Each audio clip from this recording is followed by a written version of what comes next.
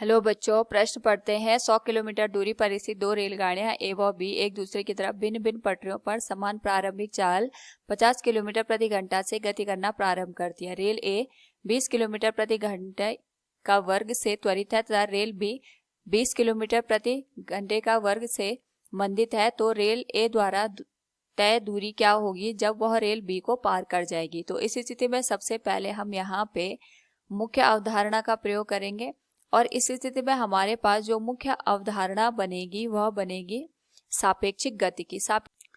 तो सापेक्षिक गति का मतलब होता है एक गतिमान वस्तु के सापेक्ष में दूसरी गतिमान वस्तु के यहाँ पे गति का अध्ययन करना। इस स्थिति में हम हमेशा ये ध्यान रखते हैं कि अगर हमारे पास एक वस्तु है ए, दूसरी वस्तु है बी, अगर ए में यहाँ पे त्वरण इस दिशा में हो रहा है और हम यहाँ पे बी में गति देखना चाहते हैं ए के सापेक्ष, तो जो भी यहाँ पे ए का त्वरण होता है वो हम बी पे प्रतिस्थापित कर देते हैं, लेकिन विपरीत दिशा में। जैसे इस स्थिति में हमारे पास जो त्वरण है ये हमारे पास दाईं ओर है, तो अगर हम ए के सापेक्ष बी की गति देखेंगे तो जो बी का त्वरण होगा ये हमें यहाँ पे विपरीत दिशा में प्रयोग करना पड़ेगा। तो इसी का प्रयोग करके हम यहाँ पे इस प्रश्न को हल करेंगे। हमारे पास यहाँ पे दो रेलगाड़ियां दे रखी है कि जो कि यहाँ पे ए और बी से दी गई है। इनके बीच की जो दूरी है ये हमारे पास 100 किलोमीटर के बराबर दे रखी है और ए की जो प्रारंभिक चाल है ये हमारे पास 50 किलोमीटर प्रति घंटे के बराबर दे रखी है, जिसको हम यहाँ पे यूए से प्रदर्शित कर सकते हैं। दूसरा, यहाँ पे जो हमारे पास ए का त्वरण दे रखा है वो 20 किलोमीटर प्रति घंटे का वर्ग के बराबर है और जो बी है इसमें अवमंदन हो रहा है। तो यहाँ पे अगर हम देखें तो जो ए और बी की गति है ये एक दूसरे के विपरीत है, यानी अगर ए इस दिशा में चल रहा है तो जो बी की गति है ये इसके जस्ट यहाँ पे विपरीत दिशा में हमें देखने को मिल रही है। और जो बी है इसमें यहाँ पे अवमंदन हो रहा है -20 किलोमीटर प्रति घंटे के वर्ग से। अवमंदन का मतलब हमारे पास यहाँ पे अगर बी इस दिशा में गति कर रहा है तो इसका जो त्वरण होगा ये इस दिशा में हमें देखने को मिलेगा। अब हम यहाँ पे प्रश्न के अनुसार ए द्वारा तय की गई दूरी ज्ञात करते हैं। तो हम यहाँ पे चाहे ए को लें चाहे बी को लें, हम एक दूसरे की सापेक्षिक गति निकाल सकते हैं। तो इस स्थिति में हम यहाँ पे ए की सापेक्षिक गति निकालेंगे बी के संदर्भ में। तो अगर हम ए के सापेक्षिक गति निकालें बी के संदर्भ में, तो सबसे पहले हम यहाँ पे जो त्वरण है उसकी कुल मान को देखेंगे, जिसको हम यहाँ पे ए आर से प्रदर्शित कर लेंगे।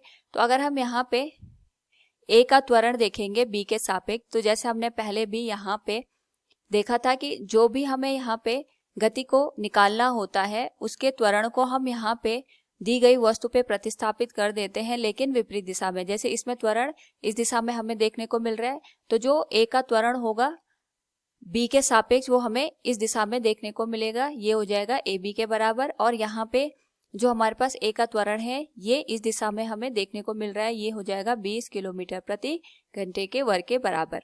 तो अगर हम यहाँ पे दोनों के सापेक्षिक त्वरण को देखेंगे तो दोनों विपरीत दिशा में है, तो हमारे पास जो कुल त्वरण का मान निकलेगा ए का बी के संदर्भ में ये हो जाएगा ए माइनस ए बी बराबर 20 - 20 किलोमीटर प्रति घंटा का वर्ग। और यहाँ पे हमारे पास इसका जो कुल मान आ जाएगा ये 0 के बराबर आ जाएगा। इसी स्थिति में अगर हम यहाँ पे ए का वेग निकालें बी के सापेक्ष, तो जो हमारे पास यहाँ पे बी का वेग है वो ए पे प्रतिस्थापित हो जाएगा, लेकिन विपरीत दिशा में। तो बी का जो वेग है ये हमें बाईं ओर दर्शाया गया है। इसका मतलब जो ए का यहाँ पे वेग होगा बी के संदर्भ में वो हमें दाईं ओर यहाँ पे दिखाई देगा। इसको हम यहाँ पे यूबी से प्रदर्शित कर सकते हैं। तो हमारे पास जो सापेक्षिक वेग निकलेगा ये निकलेगा, क्योंकि दोनों समान दिशा में है तो ये दोनों जो हमारे पास यहाँ पे वेग हैं ये जुड़ जाएंगे, तो ये आ जाएगा U A plus U B और ये आ जाएगा 50 किलोमीटर प्रति घंटा पर प्लस 50 किलोमीटर प्रति घंटा, ये हो जाएगा 100 किलोमीटर प्रति घंटे के बराबर। तो इस स्थिति में अगर हम यहाँ पे जो भी ए और बी के बीच सापेक्षिक गति हो रही है उसका कुल समय निकालें, तो इसके लिए हम गति का द्वितीय समीकरण प्रयोग कर सकते हैं, जो कि हमारे पास बनता है S बराबर U गुणा समय प्लस माइनस 1/2 गुणा त्वरण गुणा समय का वर्ग। इस स्थिति में अगर हम इसका मान लिखें तो ये आ जाएगा हमारे पास UR गुणा T प्लस 1/2 गुणा AR गुणा T के बराबर।